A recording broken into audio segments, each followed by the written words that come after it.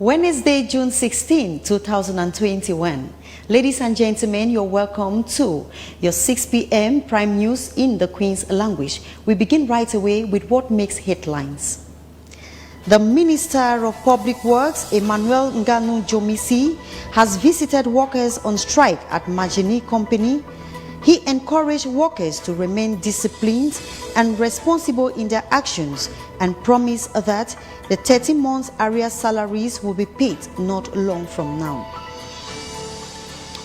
Members of the lower house of assembly, some government ministers and representatives of the United Nations, Children Emergency Fund UNICEF during the plenary sitting outlined some violence against children chaired by the first Deputy House Speaker, Hilarion Etonde. More on this in some few minutes to come.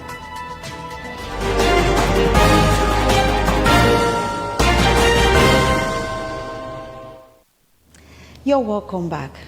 Members of the lower house of assembly, government ministers and representatives of UNICEF have met today at the Yaoundé conference hall to discuss on some of the violence that have been meted on children.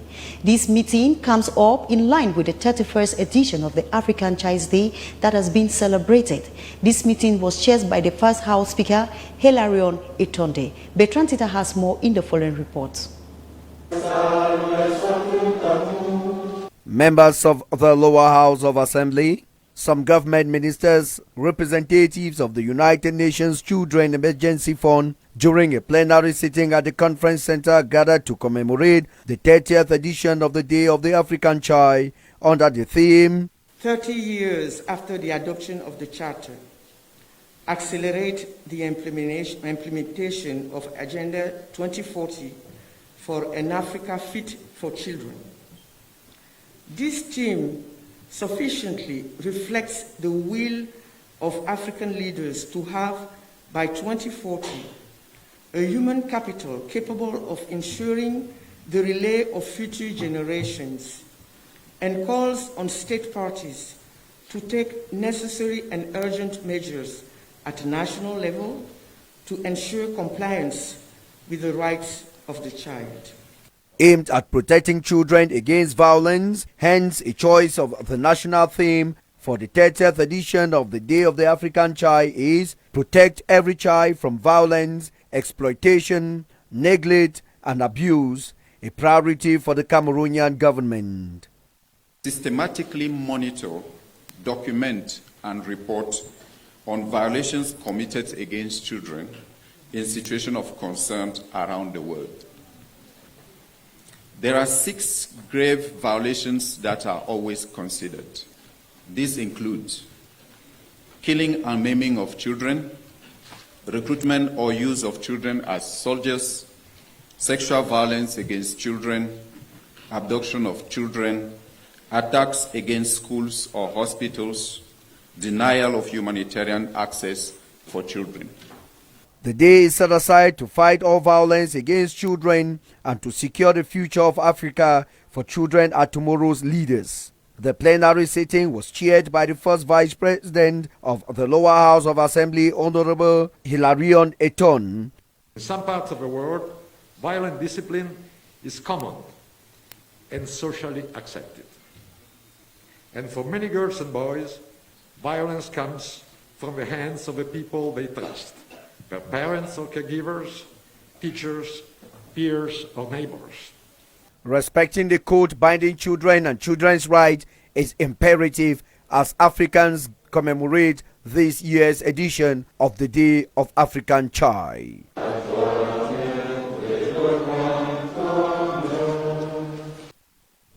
Cameroonians have joined the African continent to commemorate the 31st edition of the African Child's Day.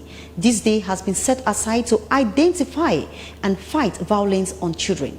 Bertrand Tita in the following report tells us the origin of this day. Let's listen. Today I declare with vigor, due to quality education, I am a leader. The Day of the African Child has been celebrated every June 16th since 1991. The day was instituted by the Organization of African Unity to honor those who participated in the Soweto uprising in 1976. In Soweto, South Africa, on June 16, 1976, about 10,000 black school children marched in a column for more than a mile, protesting the poor quality of their education and demanding their right to be taught in their local language. Hundreds of young students were shot during the protest, including Hector Peterson. Over 100 school children were killed within 2 weeks and thousands injured. On June 16th every year, governments, non-governmental organizations, international organizations and other stakeholders gather to discuss the challenges and opportunities facing the full realization of the rights of African children. During this day, countries and governments seek solutions to fight child abuse such as genital mutilation, sexual abuse, early child marriages, and all cultural practices that goes against the rights of African children. Prioritizing children's needs is building a strong foundation for Africa. A clear united Africa desires the focus on the protection of the African child. To celebrate the children of Africa and calls for serious introspection and commitment towards addressing the numerous challenges they face in Africa. The 2021 edition is celebrated under the theme 30 years after the adoption of the Charter, accelerate the implementation of Agenda 2040 for an Africa fit for children. Still in connection with the 31st edition of the African Child's Day, the Minister of Social Affairs, Pauline Irene-Guinea, expressed herself on the microphone of Camtis Television. Let's listen to her. A human capital capable of ensuring the relay of future generations, and calls on state parties to take necessary and urgent measures at national level to ensure compliance with the rights of the child. However, the 2040 agenda is based on 10 aspirations, which constitute the main challenges of the continent for an Africa fit for children. Therefore, in Cameroon, we have chosen to articulate the events of this 31st edition around aspiration number 7, which aims at protecting children against violence. Hence, the choice of a national theme as follows: protect every child from violence, exploitation, neglect, and abuse, a priority for the Cameroonian government. According to the World Health Organization, youth violence is a violence by and against young people and often affecting other young people. It can be psychological and verbal, harassment, physical and sexual. That means fights, sexual harassment, assaults, even murder or homicide. Physical assault, neglect, sexual abuse, forced labor, just to name these few are some of the assaults that African children undergo on a daily basis. There is therefore need for Africans to rise up and see how to protect these children from going through this torture.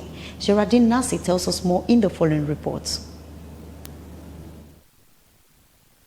Violence against children is a human violation that involves children under 18 years old. Violence of children threatens not only children's survival of health, but also their emotional well-being and future prospects. Violence can be physical, sexual, emotional, and can manifest as neglect in the hands of parents and other authority figures. Violence, however, can occur in homes, schools, workplaces, and communities whereby both the boy and the girl child are at equal risk. Despite the many treaties that protect children's rights, violence against children remains widespread in the country, in that as children reach adolescence, they encounter peer violence and intimate partner violence in addition to child maltreatment, which is highly prevalent.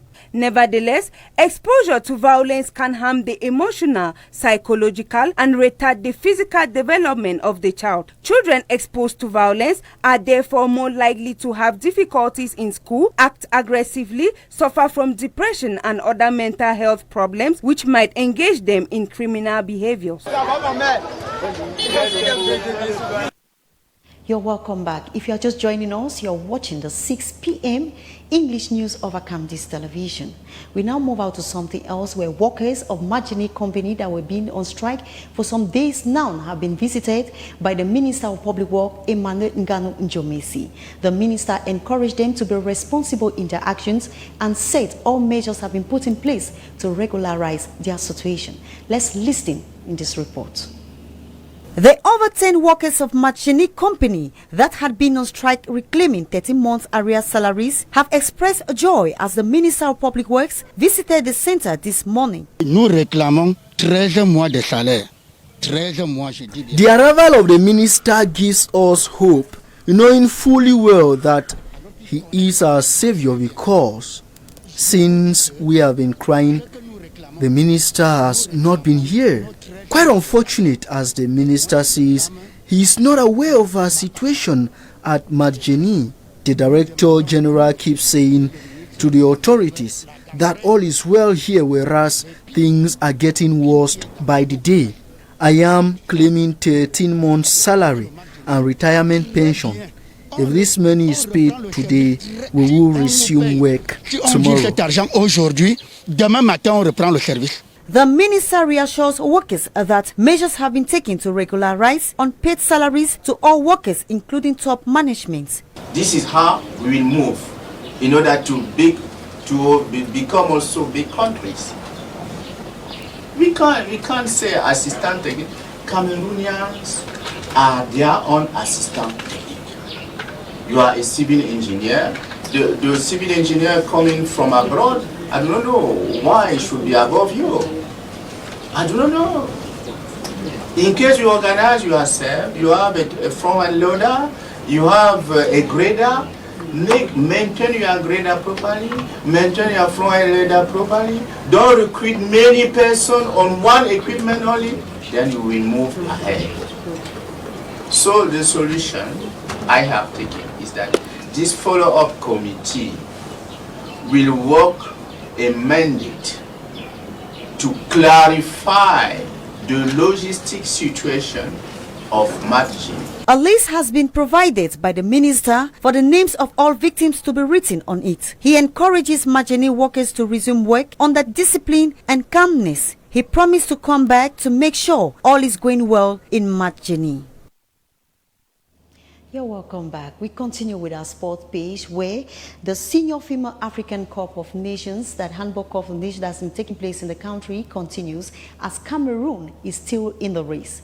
Cameroon, Angola, Congo and Tunisia have ticked their tickets for the semi-finals. Stephen Alangwe tries to give us the headlines of what took place yesterday and gives us a timetable for the semi-finals. Let's listen to Stephen Alangwe.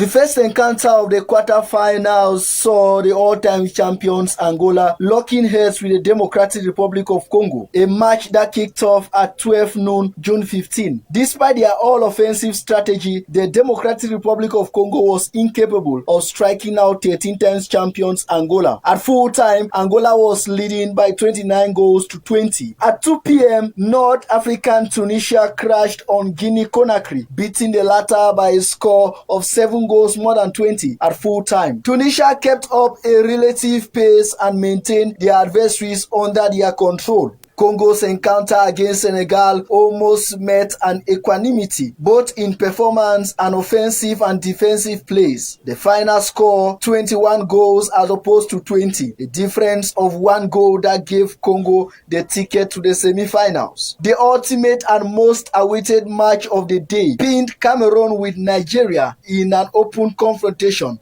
But the end of the day brought no good to the Nigerian side, who were once again flogged by the indomitable Lionesses of Cameroon by 42 goals to 14. Semi-finalists, therefore, will also double capacity as ticket holders for Spain this December in the international competition at Cameroon, Congo, Angola and Tunisia. In the semi-finals today, Angola will clash with Tunisia while Cameroon will face Congo. Tensions are taking in a higher gear as everyone awaits to know who among the fearless teams will make it to the finals this June 18.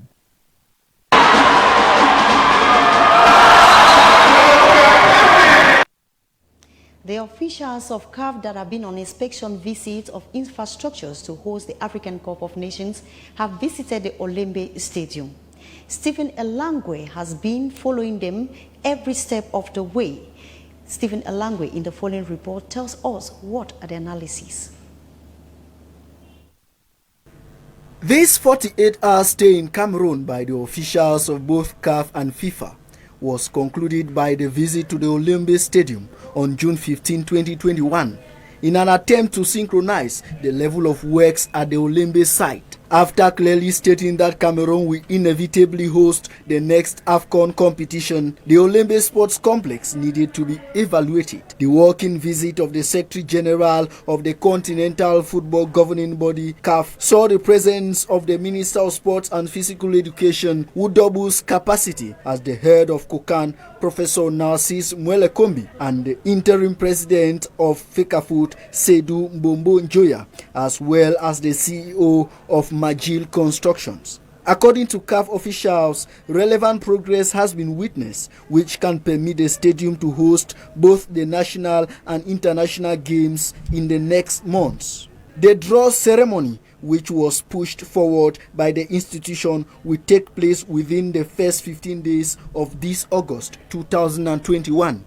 Mr. Verong Mesongo Ongba noted that Olembe needs to be completed as it is to host the opening and the closing matches of the competition. Located 13 kilometers from the central town of Yaoundé, the Olembe Stadium of 60,000 capacity will be the jewel not just for Africa but for the world. Though CAF President Patrice Motsepe was absent in the committee to Cameroon, Verong Mosengo Omba was accompanied by the Deputy Secretary General in charge of development of football, Anthony Bafoué, the CAF Director of Competition, Samson Adamu, Assistant Secretary General Sandra Latorre, as well as Colin Smith, Head of FIFA Tournaments and Events. Despite the presence of the COVID-19, Dr. Patrice Motsepe, through his committee members in Cameroon, made it clear that January to February 2021, Cameroon will be hosting the 23 African nations that will be coming for AFCON 2020-2021 in Cameroon. We now move out of the country where the long-awaited meeting between the President of the United States, Joe Biden, and Russian President Vladimir Putin has arrived. Stephen Elangwe in the following report tries to analyze and then tell us what could be the agenda of this meeting. Let's listen to Stephen Elangwe in the following reports.